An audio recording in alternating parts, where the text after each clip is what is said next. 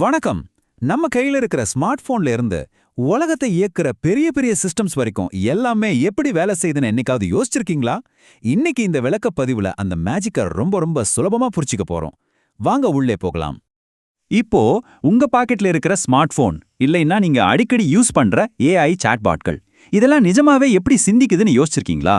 இவ்வளவு கஷ்டமான வேலைகளை அசால்ட்டா செய்யற இந்த மிஷின்களுக்கு பின்னாடி இருக்கிற அந்த பெரிய ரகசியம் என்ன? அதை தான் நம்ம இப்போ உடைக்க போறோம். நம்ம பேசும்போது தமிழ், இங்கிலீஷ், சிங்களம்னு பல மொழிகளை பயன்படுத்துறோம் இல்லையா? இதுல ஆயிரக்கணக்கான வார்த்தைகள், இலக்கண விதிகள் எல்லாம் இருக்கு. ஆனா கம்ப்யூட்டருக்கு இந்த மொழிகள் எதுவுமே சுத்தமா புரியாதுங்க. அதுக்கு தெரிஞ்சதெல்லாம் ரொம்ப ரொம்ப சிம்பிளான வெறும் ரெண்டு எண்களை மட்டுமே கொண்ட ஒரு மொழி தான். ஆச்சரியமா இருக்குல்ல? இன்னைக்கு நாம என்னென்ன பார்க்க போறோம்னு ஒரு சின்ன லிஸ்ட் இதோ. 1. ரகசிய கணினி மொழி. 2. லைட் ஸ்விட்ச் உதாரணம். 3. எழுத்துக்கள் மற்றும் படங்களை மொழிபெயர்த்தல். 4. ஸ்மார்ட் போன்கள் செய்திகளை எப்படி சேமிக்கின்றன. கடைசியா 5. பைனரி மற்றும் செயற்கை நுண்ணறிவு. முதல்ல அந்த ரகசிய கணினி மொழி என்னன்னு பாப்போம். நம்ம டிஜிட்டல் உலகத்தோட அந்த ரகசிய மொழிக்கு பேர் தான் பைனரி மொழி. நாம தினசரி வாழ்க்கையில 0லேருந்து 9 வரைக்கும் எண்களை பயன்படுத்துறோம். ஆனா கம்ப்யூட்டர்ஸ் வெறும் 0 மற்றும் 1 இந்த ரெண்டே எண்களை மட்டும்தான் பயன்படுத்துது. நீங்க கம்ப்யூட்டர்ல செய்யற எப்பேற்பட்ட பெரிய விஷயமா இருந்தாலும் அது இந்த 2 எண்களை வச்சுதான் நடக்குது. அடுத்து இந்த கான்செப்ட ஒரு லைட் ஸ்விட்ச் உதாரணம் மூலமா ரொம்ப சுலபமா புரிஞ்சுக்கலாம். கம்ப்யூட்டர்ஸ்ங்கிறது அடிப்படையில எலக்ட்ரானிக் மிஷின்ஸ் தாங்க. உங்க வீட்டு சுவர்ல இருக்கிற லைட் ஸ்விட்ச் எப்படி ஆன் இல்லனா ஆஃப்னு ரெண்டு நிலைகள்ல மட்டும் வேலை செய்யுதோ அதே மாதிரி தான் கம்ப்யூட்டரும் செயல்படுது. பைனரியை பொறுத்த வரைக்கும் 1ன்னா ஆன், 0 அப்படின்னா ஆஃப், இவ்வளோதாங்க விஷயம். இதை வச்சு தான் கம்ப்யூட்டர்ஸ் தகவல்களை மின்னல் வேகத்துல கையாளுது.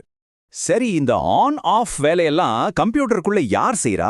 அதுக்கு பேர் தான் டிரான்சிஸ்டர். இது கம்ப்யூட்டருக்குள்ள இருக்கிற ஒரு மிகச்சிறிய எலக்ட்ரானிக் ஸ்விட்ச்.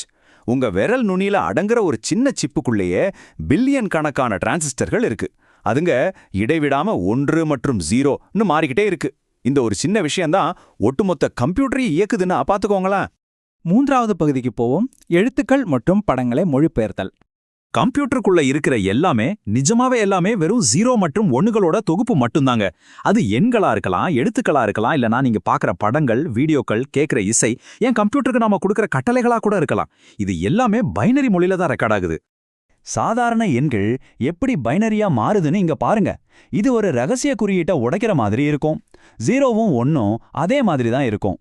ஆனா 2 என்ற எண் பைனரியில 10வா மாறிடும். 3 என்ற எண் 11ஆ மாறும். 4 என்பது 100.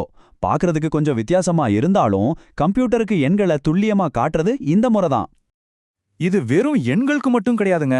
நீங்க டைப் செய்யற ஏ, பி மாதிரியான ஒவ்வொரு எழுத்தும், ஏன் உங்க ஃப்ரெண்ட்ஸ்க்கு நீங்க அனுப்புற அந்த சிரிக்கிற எமோஜி கூட கம்ப்யூட்டருக்குள்ள ஒரு தனித்துவமான பைனரி குறியீடா தான் மாறுது.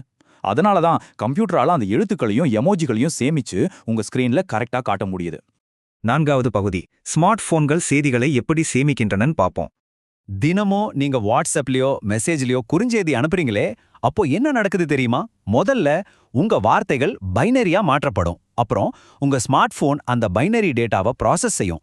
அந்த மெசேஜ் டிஜிட்டல் முறையில காற்றுல பயணிச்சு உங்க நண்பரோட போனை அடைஞ்சதும் அங்க மறுபடியும் அது நாம படிக்கக்கூடிய டெக்ஸ்டா மாறிடும். நினைச்சு பாருங்க, இது எல்லாமே ஒரு நொடிக்கும் குறைவான நேரத்துல நடந்து முடிஞ்சிருது. ஒரு விஷயத்த நல்லா ஞாபகம் வச்சுக்கோங்க. கம்ப்யூட்டர்ஸ் மனிதர்கள் மாதிரி சுயமாக சிந்திச்சு எதையும் பண்றதில்ல.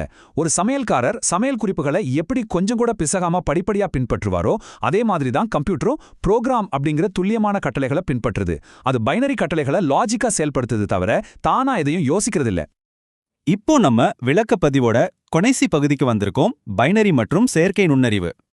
இன்னைக்கு நாம ரொம்ப ஆச்சரியமா பார்க்குற அதிநவீன ஏஐ டெக்னாலஜியான சாட்பாட்கள், வாய்ஸ் அசிஸ்டன்ட்கள், இமேஜ் ஜெனரேட்டர்கள், ஏன் தானியங்கி கார்கள் கூட முற்றிலும் பைனரி வழிமுறைகளையே நம்பியிருக்கு. அதுங்க வெளியில பார்க்கறதுக்கு எவ்வளவு பிரம்மாண்டமா அறிவாளியா தெரிஞ்சாலும் அதுக்குள்ள இருக்கிற ப்ராசஸர்கள் வெறும் 0 மற்றும் 1களை மட்டும்தான் ஹேண்டில் பண்ணிக்கிட்டு இருக்கு. உதாரணத்துக்கு ஒரு ஏஐ சிஸ்டம் ஒரு போட்டோவில் இருக்கிறது பூனை தான் எப்படி கண்டுபிடிக்குது? முதல்ல அந்த படத்தை அது டிஜிட்டல் பைனரி டேட்டாவா மாத்திக்கும். அப்புறம் அதுல இருக்கிற பேட்டர்ன்ஸ், அதாவது வடிவங்களை அனலைஸ் பண்ணும். அதோட சிறப்பம்சங்களை கண்டறிஞ்சு கடைசியா ஆமா இது பூனை தான் துல்லியமா கணிச்சு சொல்லிடும். ஏஐ இவ்ளோ புத்திசாலியா தெரியறதுக்கு ஒரே ஒரு முக்கிய காரணம் தான் இருக்கு. அது என்னன்னா, இந்த எளிமையான பைனரி கணக்கீடுகளை அது ஒரு வினாடிக்கு பல பில்லியன் முறை செஞ்சு முடிக்குது. வேகம், துல்லியம் இதுதான் அந்த ஏஐயோட உண்மையான ரகசியம். இப்போ இத எல்லாம் கேட்டதுக்கு அப்புறம் நீங்களே யோசிச்சு பாருங்க, இந்த கம்ப்யூட்டர் மற்றும் ஏஐயோட பிரம்மாண்டமான செயல்பாடுகள் உண்மையிலே மனிதர்களோட சிந்தனைக்கு நிகரானதா, இல்ல ரொம்ப வேகமா செயல்படுற பல பில்லியன் லைட் ஸ்விட்சுகளோட ஒரு கூட்டமைப்பா? இதுக்கான பதிலை நான் உங்ககிட்டயே விட்டுடுறேன். இந்த தகவல் உங்களுக்கு ரொம்பவே பயனுள்ளதா இருந்திருக்கும்னு நம்புறேன். இந்த விளக்கப்பதிவோடு விடை பெறுகிறேன். நன்றி.